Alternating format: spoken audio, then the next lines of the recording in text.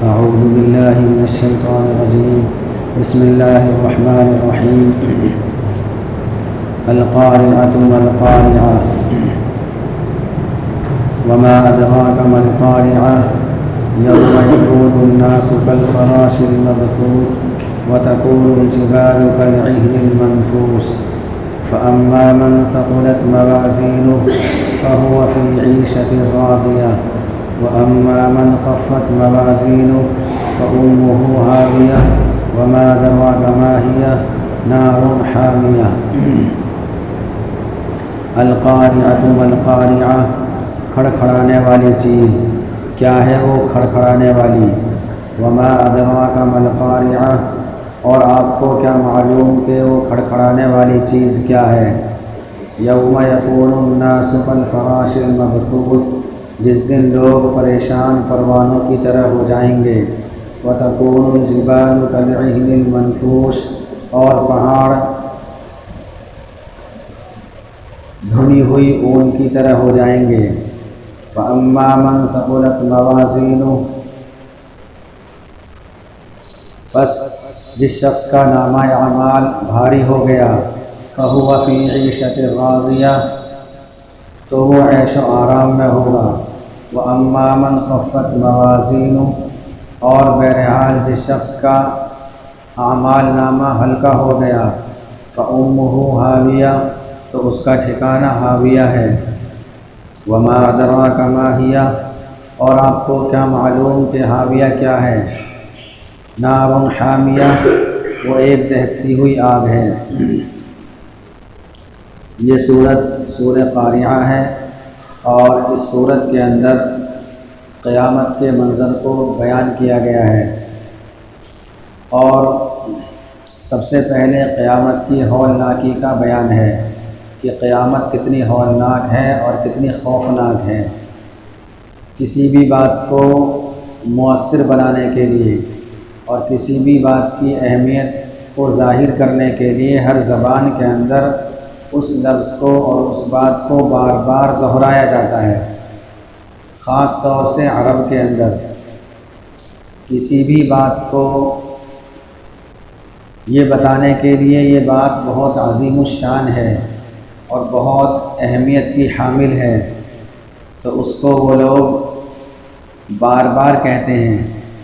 یہی انداز اللہ تعالیٰ نے قرآن کریم میں اختیار کیا ہے کہ قیامت کی ہولناکی کو بیان کرنا ہے اور اس کی عظمت کو ظاہر کرنا ہے.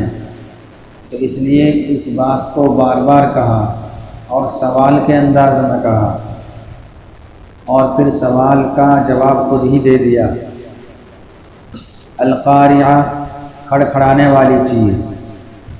ملقارعہ کیا ہے کھڑکھڑانے والی چیز یہ بار بار آ رہا ہے. وما ادراک ما القارعہ اور آپ کو کیا معلوم کہ کھڑکھڑانے والی چیز کیا ہے. اس سے مراد قیامت کا دن ہے. قیامت کا دن اتنا ہولناک اور اتنا خوفناک ہوگا کہ وہ تمام انسانوں کے دلوں کو اور اسی طریقے سے اس کی آواز اتنی خطرناک ہوگی کہ تمام انسانوں کے کانوں کو وہ آواز کھڑکھڑا ڈالے گی. یعنی مطلب اس کا یہ ہے کہ قیامت تو بہت ہی زیادہ ہولناک اور خوفناک ہے. کہاں تک اس کو بیان کیا جائے. البتہ تھوڑا سا بیان اس صورت میں آ رہا ہے. یوم یکون الناس کالفراش المبثوث جس دن لوگ پریشان پروانوں کی طرح ہو جائیں گے. یعنی برسات کے موسم میں جو کیڑے وغیرہ نکلتے ہیں ان کو پروانے کہا جاتا ہے اور وہ بے شمار ہوتے ہیں لیکن ساتھ ساتھ کمزور بھی بہت ہوتے ہیں کہ تھوڑی ہی دیر میں گر کر زمین پر بچھ جاتے ہیں. یہاں اس آیت کا مطلب یہ ہے کہ وہ میدان قیامت کا میدان سارا کا سارا انسانوں سے بھرا ہوا ہوگا. یعنی انسان بے شمار نظر آئیں گے جس طریقے سے پروانے بے شمار نظر آتے ہیں. اسی طریقے سے انسان بہت زیادہ کمزور ہوں گے، عاجز ہوں گے، کچھ نہیں کر سکتے وہاں پر. جس طریقے سے پروانے بہت کمزور ہوتے ہیں، عاجز ہوتے ہیں، اسی طریقے سے انسان بھی وہاں عاجز اور پریشان ہوں گے۔ لیکن احادیث میں آتا ہے جو خالص مومن ہوں گے، جن کا ایمان بہت مضبوط ہوگا اور انہوں نے دنیا کے اندر ایمان کے ساتھ ساتھ اعمال پر بھی محنت کی ہوگی، یعنی اپنی زندگی کو اللہ تعالیٰ کی مرضی کے مطابق گزاری ہوگی، تو ان کے بارے میں آتا ہے وہ انتہائی اطمینان سے ہوں گے، ان پر کوئی ڈر اور خوف نہیں ہوگا، بہت زیادہ مطمئن ہوں گے وہ لوگ۔ تو یہاں جو بیان کیا گیا ہے وہ تمام انسانوں کے بارے میں نہیں، یعنی اتنا تو ہے کہ سب کے دل ڈرے ہوئے تو ہوں گے لیکن بے چین نہیں ہوں گے۔ ایک تو خوف ہوتا ہے، لیکن ایک آدمی خوف کے ساتھ ساتھ اس کو امید بھی ہوتی ہے۔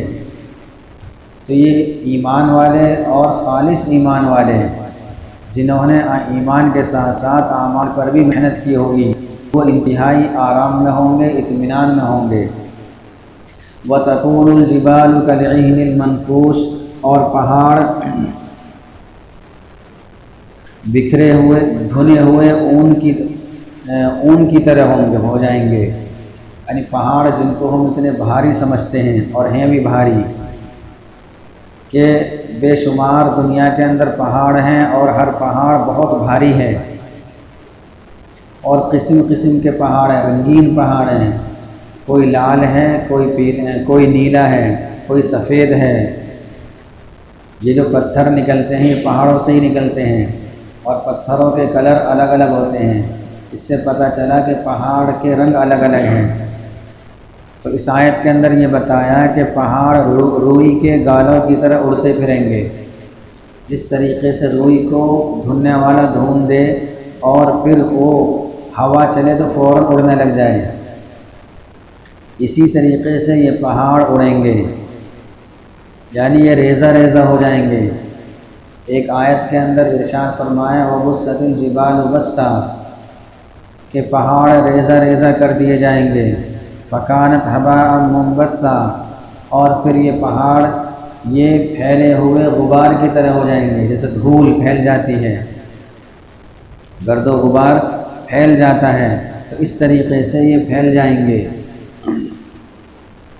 اور ایک جگہ ارشاد فرمایا وَإِذَا الْجِبَالُ سُيِّرَتْ، اور جب پہاڑ چلا دیے جائیں گے۔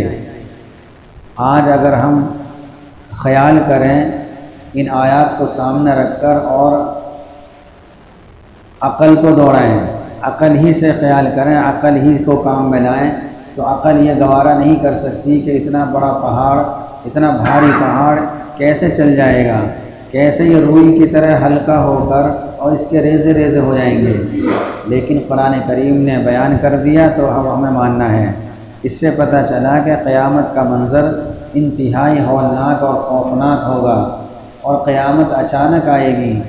آدمی اپنے کاروبار میں اپنے کام میں مشغول ہوگا، کوئی سو رہا ہوگا، کوئی کاروبار کر رہا ہوگا، کوئی کسی کام میں مشغول ہوگا، اچانک قیامت آ جائے گی۔ اتنی اچانک آئے گی کہ 1 منٹ پہلے 10 منٹ پہلے پتہ نہیں چلے گا کہ قیامت آنے والی ہے، اتنی اچانک قیامت آ جائے گی۔